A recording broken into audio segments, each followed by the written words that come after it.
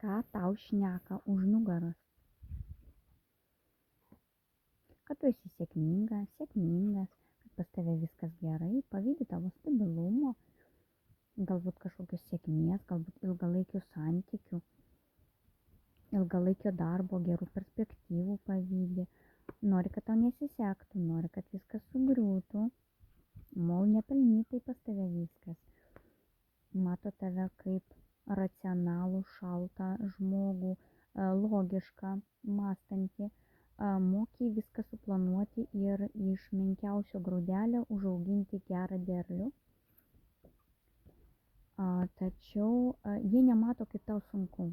Jiem atrodo, kad pas tave labai greitai viskas vyksta, tau jokių kliučių nėra, nors pas tave kliučių tikrai sočiai ir jie pavydi tokios nuostabios sėkmės, tavo augimo proceso pavydi, labai pavydi šansų, galimybių, pinigų, turto, visokio tavo augimo. Tai yra netgi piniginio, tai netgi yra galbūt tu ėmei paskolą, galbūt tu uždirbai, galbūt tu turi savo turto, dėl kurio sunkiai dirbai, kaip čia mums rodė, ne? Tačiau tau šito viso pavydi.